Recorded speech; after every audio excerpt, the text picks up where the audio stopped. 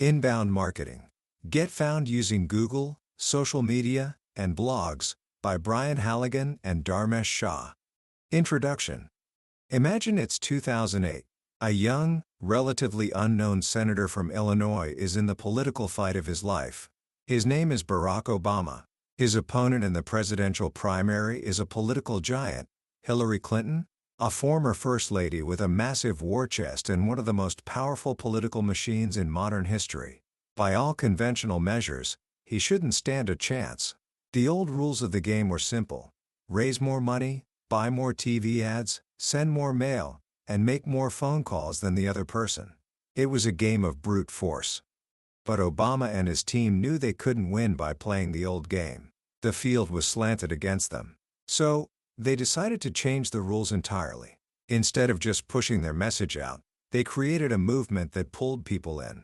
They used blogs, social media, and a website that felt more like a community hub than a political brochure. They didn't just ask for votes. They created a space where millions of people could connect, organize, and feel like they were part of something bigger than themselves.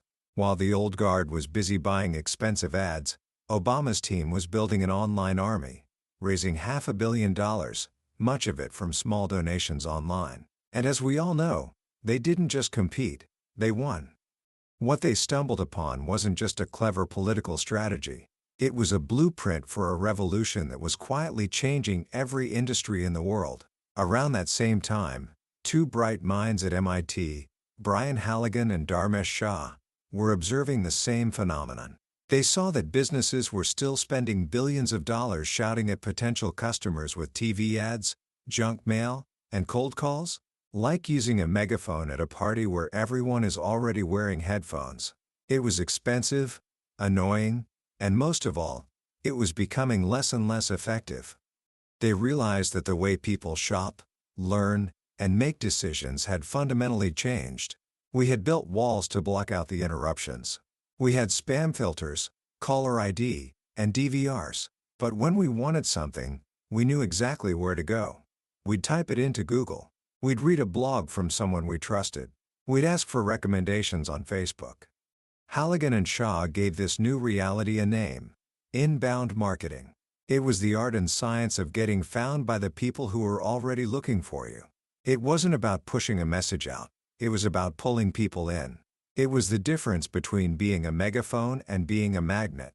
They wrote down the playbook for this new era, a book that would become a modern classic for an entire generation of entrepreneurs and creators. By the end of our talk today, you will understand the simple but profound secret behind why some ideas, businesses, and even people seem to effortlessly attract an audience, while others shout into the void and are never heard. You'll learn how to stop chasing people and start getting found. Book summary. Let's journey back in time, not too long ago, to a world that might seem a little foreign now, but it's the world your parents grew up in. It was a world where marketing was a battle of budgets. If you wanted to tell people about your product, your service, or your idea, you had to pay to interrupt them. You'd buy a commercial that would cut into their favorite TV show. You'd place a glossy ad in a magazine they were reading. You'd send a piece of mail that they'd call junk mail, or hire someone to call them during dinner, a practice we came to know as telemarketing. This was the age of outbound marketing. The strategy was simple: shout your message loud enough and often enough that some of it sticks. It was all about pushing your message out to the masses. And for a long time, it worked. Companies like Coca-Cola and Procter & Gamble built global empires on this model. But then, something shifted. We, the audience, got tired of being interrupted. We developed a kind of collective immunity to the constant noise. Technology gave us the tools to build our defenses. The spam filter guarded our inbox. Caller ID screened our calls. TiVo and DVRs let us fast forward through the commercials we never wanted to see in the first place. The megaphone was still blasting, but fewer and fewer people were listening. For businesses that relied on this old model, it became a frustrating and expensive game. They were spending more and more money to get less and less attention. It was into this changing landscape that a brilliant entrepreneur and author, Guy Kawasaki, offered a piece of wisdom that sits at the very heart of this book. He said, "If you have more money than brains, you should focus on outbound marketing. If you have more brains than money, you should focus on inbound marketing. This single sentence draws a line in the sand. It presents a choice. You can either continue to play the old game of buying attention, or you can start playing the new game of earning it. So what is this new game? Well, think about your own life. When you want to find the best pizza in your town, what do? You don't wait for a TV commercial to tell you. You pull out your phone and type "best pizza near me" into Google. When you want to learn how to play a new video game, you go to YouTube and watch a tutorial. When you're deciding which movie to see, you read reviews or ask your friends on social media. You don't wait to be interrupted. You actively seek out the information you need. This is the world of inbound marketing. It is a philosophy built on a simple, powerful idea. Stop interrupting what people are interested in, and be what people are interested in. Instead of pushing your message out with a megaphone, you create a magnet that pulls people in. You do this by creating valuable, helpful, and entertaining content that answers their questions, solves their problems, and speaks to their passions. You become the helpful blog post they find on Google. You become the insightful video tutorial on YouTube. You become the trusted voice in their social media feed. You stop chasing customers, and you let them find you. And that, right there, is the foundation upon which everything else is built. So, how do you become this magnet? The authors argue it starts with one foundational principle, without which nothing else works. You must be remarkable. The word itself gives us a clue. It's not just about being unique or different. It means being worthy of a remark. Is what you're offering, your product, your service, your art, your idea, so interesting, so valuable, or so delightful that people can't help but talk about it? Think about the legendary rock band, the Grateful Dead. In an era when most bands' entire business model revolved around selling albums, the Grateful Dead did something that seemed insane. They allowed their fans to bring tape recorders to their concerts and record the shows for free. They actively encouraged their most devoted followers to share their music. The record labels must have thought they were crazy. But the band understood a deeper truth. They weren't in the business of selling plastic discs. They were in the business of creating an experience. Their live shows were legendary, with improvisational jams that made every concert unique. By letting fans tape and trade their music, they weren't losing sales. They were building a tribe. They were creating an army of evangelists who spread the word far and wide. The band went narrower and deeper with their audience, creating a rabid fan base that would follow them across the country. And in doing so, they became one of the highest-grossing musical acts of all time. They were remarkable. They were worthy of a remark. This principle applies to everything. Before you can attract anyone, you must have something worth being attracted to. This leads to the core engine of inbound marketing, creating remarkable content. This isn't content designed to sell. It's content designed to serve. It's the give to get principle in action. The more value you give away, the more trust you earn, and the more business will ultimately come back to you. Think of Whole Foods. Their blog isn't just a list of weekly specials. It's a resource filled with recipes, tips for healthy living, and stories about organic farming. They are teaching and helping their audience. They are building a community around a shared passion for good food. As a result, when people in that community think about where to buy groceries, Whole Foods is top of mind, not because of a flashy ad, but because they've become a trusted guide. This remarkable content needs a home. And that brings us to the next great pillar of the inbound philosophy, your website. For decades, a company's website was treated like an online brochure. It was static, full of corporate jargon and sales pitches. You might look at it once, but you'd have no reason to ever return. The authors call this brochureware. Inbound marketing demands that you transform your website from a static brochure into a living, breathing hub. Think of it less like a billboard and more like Grand Central Station for your industry. It's a place people come to learn, to connect, and to stay updated. The engine that gives this hub a pulse is a blog. A company called 37 Signals, now known as Basecamp, provides a perfect example. They were a small software company building project management tools. Instead of spending a fortune on advertising, they started a blog called Signal versus Noise. They didn't just write about their software. They wrote about their philosophies on design, business, and productivity. Their posts were insightful, opinionated, and incredibly helpful. People started reading. Then they started sharing.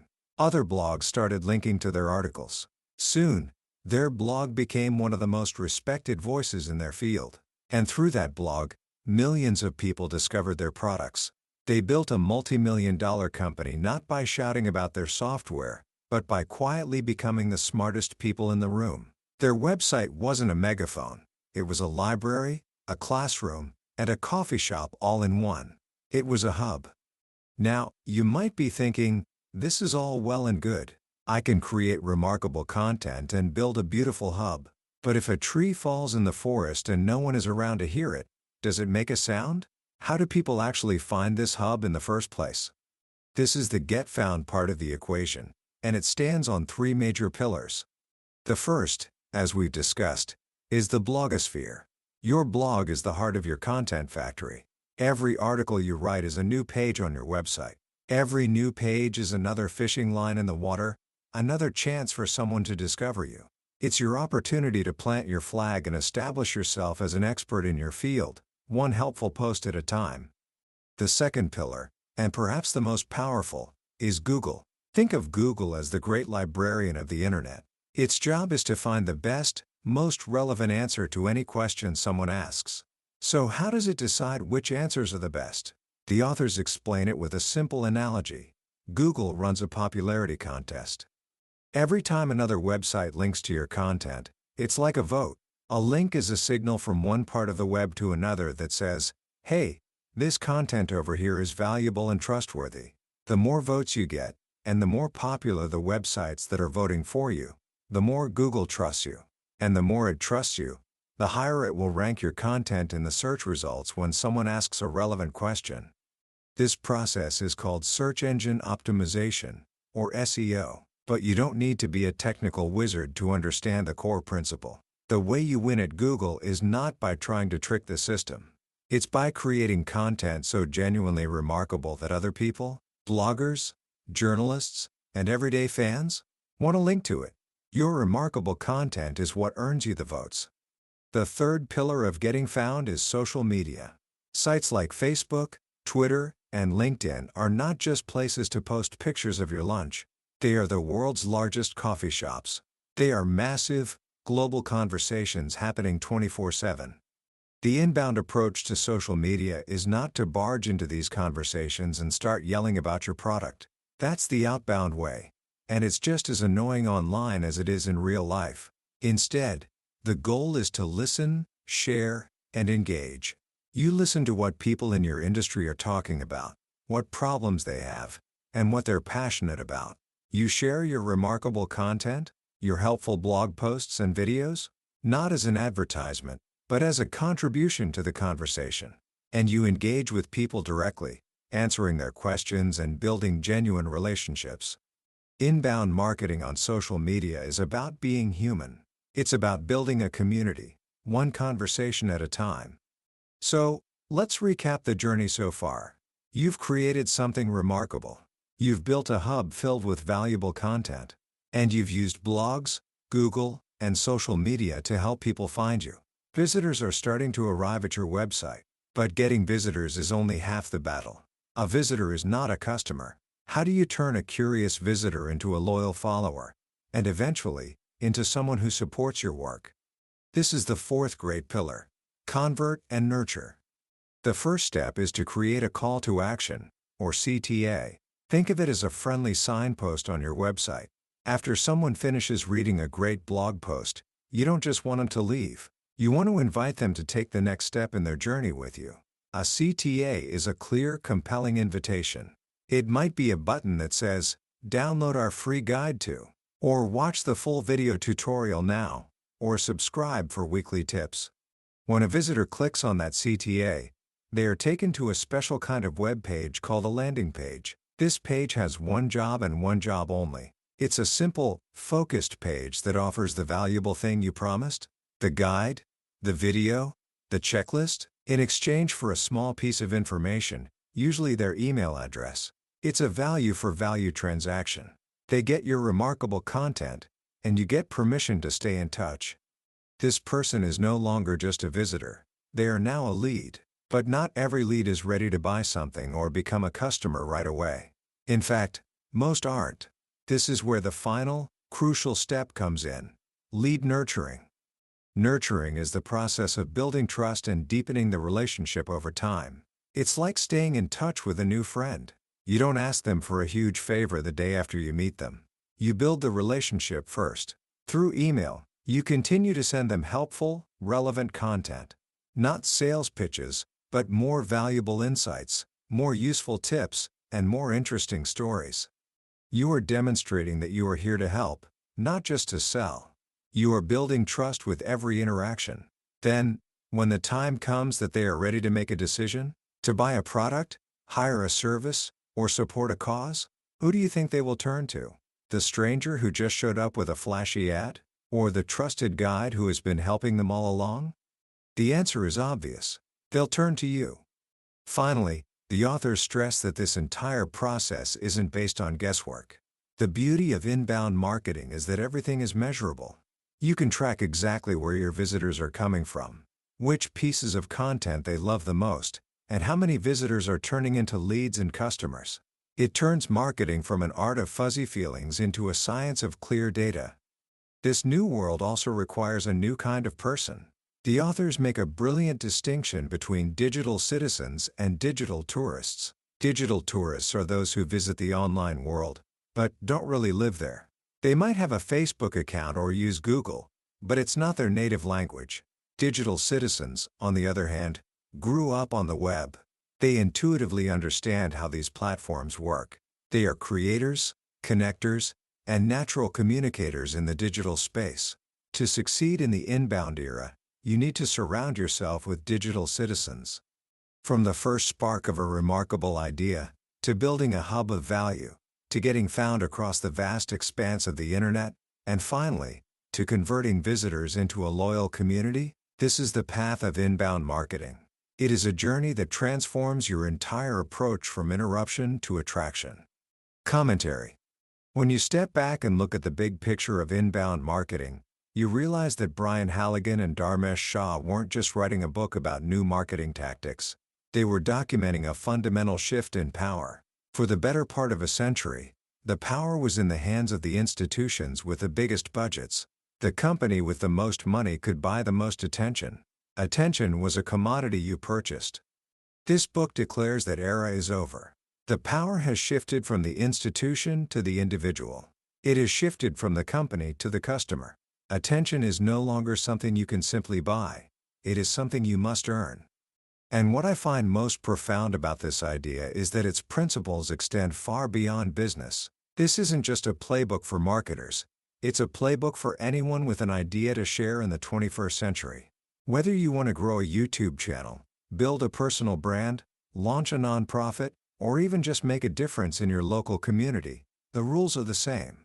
You don't win by being the loudest. You win by being the most helpful. You don't gain a following by demanding attention. You earn it by generously giving value. The world is a noisy place. Everyone is fighting for a sliver of our attention. The outbound approach is to add to that noise, to shout louder than everyone else. The inbound approach is to become the signal in the noise. It's a more patient, more generous, and ultimately, a more human way to connect. So how can you start applying these powerful ideas in your own life? Starting today, here are a few simple actions to consider. First, start your own small hub. You don't need a business to do this. Pick something you are genuinely passionate about: a video game, a sport, a subject in school, a hobby, and start a simple blog, a YouTube channel, or even just a dedicated Instagram page about it. Don't think about selling anything. Your only goal is to share what you know and what you love in a helpful and interesting way. This is your training ground. It's where you'll learn to create remarkable content and find your voice. Second, become a conscious digital citizen. The next time you're online, don't just consume content. Analyze it. When you find yourself clicking on a YouTube video, ask yourself, why this one? What about the title or thumbnail pulled me in? When you find yourself sharing a blog post with a friend, ask, What made this so valuable that I wanted to pass it on? When you start to see the patterns of inbound marketing everywhere, you'll begin to internalize the principles for yourself. And third, practice the give to get philosophy in your daily interactions. The next time you need something from someone, whether it's help with a project, advice, or an introduction, pause for a moment. Before you ask, first think, what can I give? It could be sharing a useful article, offering a genuine compliment on their work, or finding a small way to help them. When you lead with generosity, you build relationships based on trust, not just transactions. This is the inbound philosophy applied to life. In the end, the old world told us that to be heard, you had to be the loudest. You had to have the biggest budget and the most prominent billboard. This book tells a different, more hopeful story. It tells us that in the world we live in today, the most heard are not the loudest. They are the most helpful, the most generous, the most remarkable. The power is no longer in the width of your wallet, but in the width of your brain and the generosity of your spirit. Go be remarkable. We've walked through the grand architecture of inbound marketing today. But a blueprint is not the same as walking through the rooms of a finished house. What we've done is given you the key. The real adventure begins when you turn it yourself and step inside the book. It's there, in the detailed stories and the practical, step-by-step advice, that these ideas truly come alive. If you felt a spark of curiosity, if you've thought to yourself, this makes sense, then I encourage you to pick up a copy. Think of it not just as reading a book, but as starting a conversation with two of the smartest guides you could ask for on this new frontier. The link to do just that is waiting for you in the description. And if this conversation we've had today has added some value to your world, a simple like and subscribe helps us continue our mission here at Billionaire's Bookshelf, to unlock the wisdom of the world's most powerful books, one story at a time. Thank you for listening, and let's keep building our wisdom together.